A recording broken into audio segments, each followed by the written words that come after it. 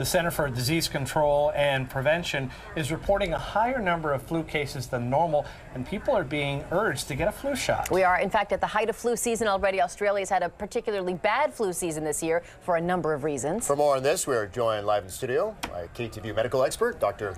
Larry Burchett. Kind of what Gazi just said there, Australia. Should we rely on what happened in Australia? I mean, does that mean anything? Does it travel this way, in other words? Yeah, no, that does happen. And I think the thing we learned from Australia is which flu, is it flu A or it's flu A, H3N2.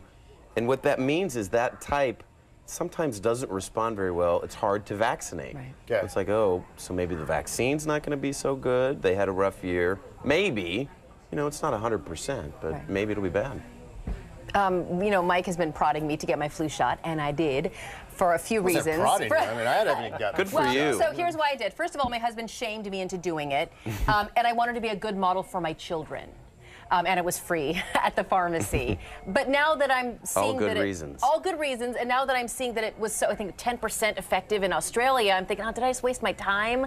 Did I do myself any good, even if the vaccine and the flu don't match up this year? It's a great question. Most people are going to look at that kind of from the individual perspective. Is this going to 100% prevent the flu for me? No, it won't this year. But it will translate over everybody to saving lives.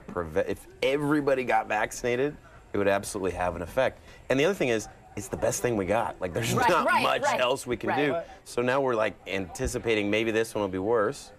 I would still make an argument for the flu shot. Isn't the best thing we have washing our hands?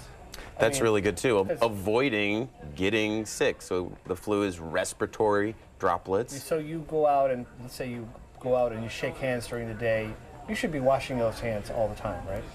All the time, but yeah, washing your hands can prevent viral spread illness, absolutely. What about peak season? I feel like sometimes it varies, right? So I think last year, maybe in the year before that, it was more springtime, more like March.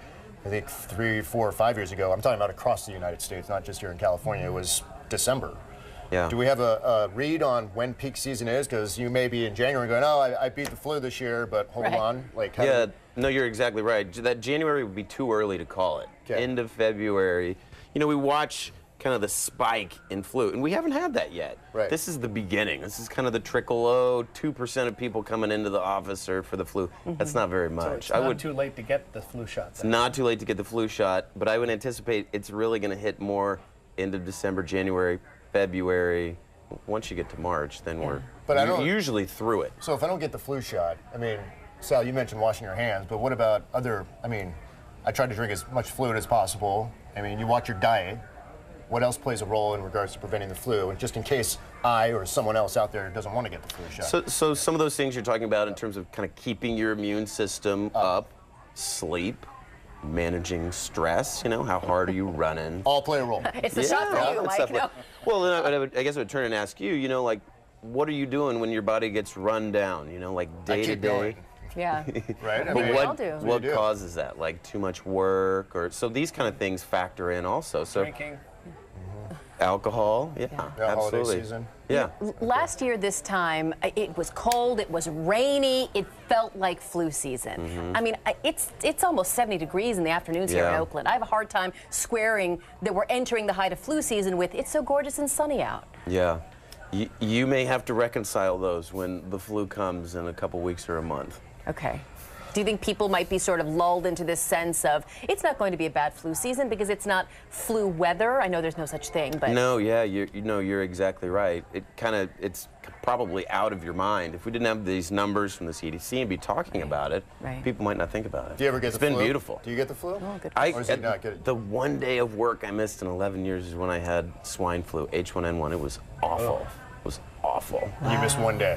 One day. It was in and out. boy, you're a machine. I had a fever. I was like, oh, I can't really go in. Like, Pass that on to you all don't really your- have backup in the ER. Like, you're there. Okay, get the flu shot. Thanks, Dr. Here Hollis. again, All right, Dr. thanks, guys. Burchett, thank you.